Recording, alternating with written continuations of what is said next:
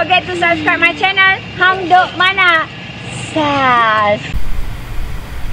Assalamualaikum, selamat datang lagi ke channel Hang Duk Mana. Mari kita dengar PMA Nok Ibrahim jawab. Kata Muhyiddin, barang murah orang miskin kena cukai, barang mahal orang kaya tak kena. Saya baca nanti sedikit.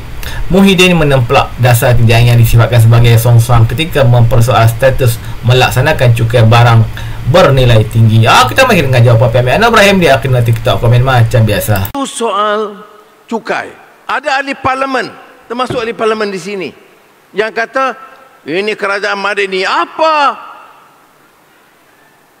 Cukai orang miskin, orang kaya tak bayar cukai. Kamu mengaji ekonomi apa ni?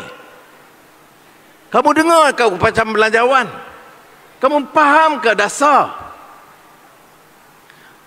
Padahal cukai kita ini, yang sekarang SST, penyasaran subsidi, semua kita kena kepada orang kaya. Tapi bila bercakap di kampung, dengan Quran, dengan hadis, kemudian bagi kenyataan yang palsu. Ada orang kata, bila saya jawab, dia kata mana boleh Perdana Menteri jawab di sebuah. Jadi kerja Perdana Menteri apa? Harus jelaskan. Saya nak saudara faham. Kalau tidak, kita tak boleh tadbir dengan adil. Ini sekarang heboh pasal nafas. Itu pulang pada siasatan. Tapi kita nak yang ambil, yang dapat baja benih ini, kita nak supaya harga patut. Yang import cara betul, itu sahaja. Saya dah lama marah pasal kartel ni. Kartel ni makna apa? Maknanya kelompok kecil jaga dia, bukan jaga rakyat. Jadi kena faham mengapa siasatan dilakukan. Siapa saja tanpa kecuali. Ada kes SPRM masuk. Kalau kes jenayah, polis diraja masuk, tak kira dia jawatan apa, pangkat apa, syarikat kerajaan ke syarikat swasta. Nafas betul bebas, tapi di bawah penguasaan Menteri Pertanian dan Keterjaminan Makanan. Baru ini kes khazanah. Itu khazanah pengurusi sekarang Perdana Menteri. Tapi saya tak halang siasatan. Sama ada kes dulu, ya ini kes dulu. Tapi kalau kes sekarang pun, ada saja laporan sama ada Perdana Menteri pengurusi atau tidak. Kalau salah siasat, kalau salah dakwa, kalau salah hukum, saya tidak peduli. Baru boleh kita perintah dengan adil. Ya. Jadi saya harap rakan-rakan, terutama penjajah pendidikan kecil tahu bagaimana saya nak bela. Rakan-rakan tahu gaji semua naik pegawai kerajaan. Kerana apa? 12 tahun tak naik. Kerja lebih kuat. Saya lagi tegas. Tak tolak ansur. Jadi bagilah yang adil kepada dia. Menteri. Timbalan Menteri. Potong lagi 20%. Perdana Menteri tak ambil gaji lagi. Wah, tapi kata mana tak ambil gaji? Malaikat kata ambil gaji. Tak ambil gaji pun kena marah. Saya bercakap dengan Azizah, geram-geram, ambil lah gaji tahun depan. Tengok nak kata apa pula.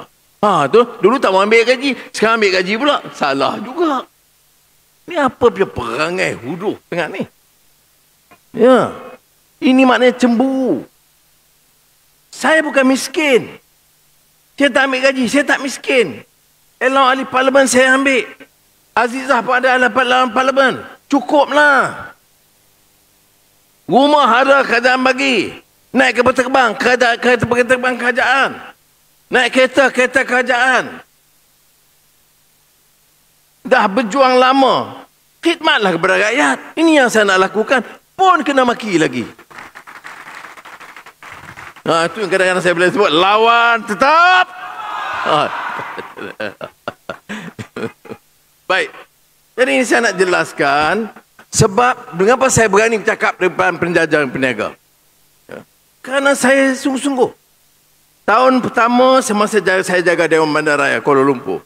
Apa saya buat? Nak suruh saya buat bangunan mercu tanda yang hebat.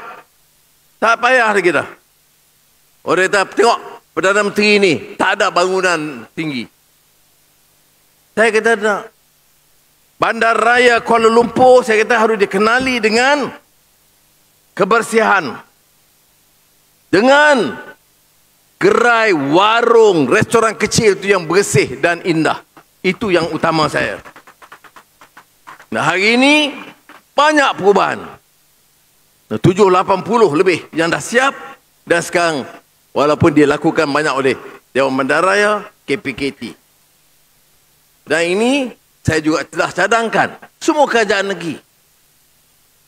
Bila bercakap soal kota, gedung-gedung besar biar sektor swasta buat. Dia nak buat bangunan, nak buat hotel, dia buat. Kerajaan tumpu ni gedung-gedung kecil, warung, penjajah. Tak malu ke? Bukan main hebat. Mana Pulau Pinang? Mana Kuala Lumpur? Mana Johor Bahru? Tengok gerai warung yang ramai orang kita makan, 80% pergi ke warung, warung je nak roboh. Lampu tak menyala, tandas busuk dan kotor dan pecah. Apa bangga kita begitu? Tak. Sebab itu saya kata tumpu bidang itu. Bukan saja di Kuala Lumpur. Saya pergi ke Kelantan, saya dengar pasar Siti Khadijah. 10 tahun bumbung bocor. Tandas rosak. Lantai pecah. Saya pergi. Lepas menghadap Tuanku Sultan, pergi, keperluan 5.6 juta. Kita lulus masa itu juga 5.6 juta untuk bangunkan semula pasar. Sebab apa? Ada 2,800 peniaga kecil di situ. Itu yang daftar. Yang tak daftar kata mungkin ada lagi. Mungkin hampir 3,000 peniaga penjajah kecil. Ya. Karena saya nak Kota Baru terkenal juga dengan gerai dan warung dan pasar yang bersih. Jadi ini dasar kita. Ini baru madani. Ini baru manusiawi. Ini baru karamah insaniah. Ini saudara, saya tak tahu langsung. Rakan-rakan jamaah menteri ada, KSN ada dalam mesyuarat. Bab ini kita bagi tumpuan. Sebab itu, Kementerian Kuskom, bawah Saudara Iwan Mededik, Ramanan dan KSU, kita bagi keutamaan, kita bagi peruntukan, dan kita bagi gesaan supaya ada dasar dan turun ke bawah dan bantu rakyat di peringkat bawah. Dan terima kasih Saudara Iwan. Kemudian dicadang pula gerai, warung ni di kota. Bagaimana dengan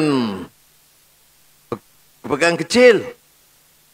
Dia tak termasuk bawah balik perbandaran. Kalau di Pulau Pinang masuk dua-dua. Tapi di banyak negeri-negeri lain, di Sabah, di Sarawak, di Pahang, Kelantan, pedagang kecil tak masuk bawah balik perbandaran.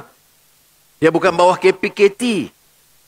Jadi projek-projek tak sampai. Itulah sebabnya mengapa kita tambah peruntukan yang disebut tamu madani di kawasan-kawasan yang dalam, luar sikit, supaya diberikan perhatian kepada peniaga penjajah kecil yang di luar bandar. Kita luluskan. Dalam belanjawan kita lulus tambahan 100 juta yang dibahagikan kepada kementerian-kementerian, dan saya akan perhatikan seperti mana yang disebut oleh menteri bahawa sebahagian peruntukan itu sampai kepada Kuskom dan diuruskan supaya bantu penjajah dan peniaga kecil termasuk persatuan. Saudara-saudara, yang saya sebutkan ini penting kena faham ya. Kerana kalau kita restoran 5 bintang ada, tak apalah, siapa ada duit pergilah ke sana. Restoran-restoran ada. Tetapi kalau kita tengok, kata di Seberang Jaya, yang mengguna atau yang sampai ke warung, restoran kecil, peniaga kecil, beli belah ini, lebih banyak rakyat, lebih ramai rakyat ke warung, kedai-kedai kecil, sama ada kedai makan atau beli belah, itu lebih ramai berbanding atau ketimbang restoran-restoran besar. Baik. Sebab itu peruntukan kita pun harus adil. Kita bagi perhatian kerana majoriti rakyat. Bila saya tekankan di bandaraya, perhatian yang lebih oleh Dewan Bandaraya kerana warung-warung itu memalukan sebelum ini. Sebab saya kata 80% rakyat pergi ke situ. Yang peringkat atas naik ke restoran-restoran besar. Sebab tu kalau saya tengok, lihat pengalaman saya, tiap hari Jumaat, sebelum solat Jumaat, saya sampai ke gerai atau warung atau restoran kecil. Makan dulu sebelum tunai solat Jumaat. Supaya orang jangan kata Perdana Menteri dekat pilihan raya baru nak dukung anak, baru nak pergi jumpa orang miskin, baru nak pergi gerai sebelum pilihan raya. Saya tidak. Tiap minggu hari Jumaat, saya ke warung dulu. Peniaga kecil dulu, Zainal, sebelum sampai ke masjid. Dan di situ banyaklah dia komplain. Harga gula lah, beras tak cukup ke, atau bumbung tak berapa bocor sekejap ke, atau berlantai tak bagus.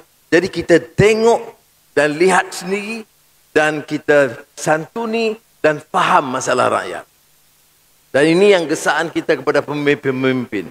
Mesti turun kerana siapalah nak lihat peniaga kecil ni? Tak ada masa. Kerana ekonomi kita sedang rancak. Kita ada pelaburan bilion-bilion masuk. Baru ni AWS, Google, Microsoft, Nvidia, Infineon. Ini yang besar-besar, puluh-puluh bilion masuk. Betul, kita kena bagi perhatian. Tetapi jangan lupa bahawa pembangunan ini mesti lebih merata. Mesti ada pengagihan. Yang golongan atas, pelaburan kita perlu untuk jamin pekerjaan. Tetapi di sebelah kelang-kelang besar perbelanjaan bilion-bilion, perlu juga ada warung-warung dan pusat peniaga kecil. Kerana yang bekerja itu bukan semua pengurusan besar. Bila Google Chief datang ke KL, saya makan dengan dia, saya bagi cerita bab ini. Saya kata bila Google datang, pelaburan dia 10 bilion ringgit. Dia bayar gaji jurutera, pengurusan semua tinggi. Tapi saya kata, 70% ini di bawah. Pekerja kilang dan sebagainya. Mereka tak akan pergi ke restoran besar. Mereka akan pergi beli belah di pusat-pusat peniaga kecil dan makan di gerai dan warung kecil. Dan inilah sebabnya mengapa kita harus beri perhatian dan sediakan tempat perniagaan yang selesa di kawasan perindustrian dan kawasan perumahan. Ini dasar kerajaan yang ada sekarang dan saya percaya untuk maksud ini, walaupun kementerian lain juga terlibat, Stephen Sim ada pasal Perkeso, juga saya tengok ada penyelarasan dengan persatuan dan cadangan persatuan dan koperasi, saya setuju. Saya minta selaras dengan angkasa supaya jangan bertindih. Angkasa sudah ada pusat-pusat pengedaran hampir setiap daerah. Jadi satuan penjaja dan peniaga kecil harus ada koperasi yang boleh bergabung supaya mengurangkan kos pengurusan dan pentadbiran. Saya tak mahu umpamanya bagi berjuta ringgit, kos tinggi. Ini macam saya kritik dulu mula-mula Rizda. Apa dia Rizda? Pekebun kecil getah. Pusat bantu pekebun kecil getah. Apa tumpuan dia pertama? Buat gedung besar di Kuala Lumpur. Saya tak fikir ini bukan satu pendekatan yang sesuai. Itu dulu, cerita dulu. Tapi saya nak bagi tahu pengalaman ini harus kita pelajari. Dan sebab itu kita boleh lihat umpamanya badan-badan kerajaan, syarikat-syarikat besar, DNB, Petronas, Bank dan bawah khazanah, PNB yang keseluruhannya tu sampai dah 1 trilion ringgit. Saya bagi ingatan kepada mereka, mesti ada program menyantuni rakyat di peringkat paling bawah. Kita saya baca detail lagi. Presiden Bersatu itu menegaskan pelaksanaan SVGT sepatutnya dilaksanakan pada tahun ini, sebaliknya tidak diketahui lagi perkembangannya. Kita tak dengar apa-apa berita lagi mengenainya, adakah ditangguh atau dibatalkan. Sedangkan cukai jualan sejak 10% ke atas barangan bernilai rendah atau low value good telah pun dilaksanakan sejak Januari bulan tahun ini. Ini seolah orang miskin yang membeli barangan murah dikenakan cukai, orang kaya yang memberi barangan mahal tak dikenakan cukai. Ini satu dasar yang songsang katanya pada sesi pembahasan Belanjawan Madani 2025. Kita mai terus menyokong kerja Abang Wadah PMN Ibrahim. Assalamualaikum.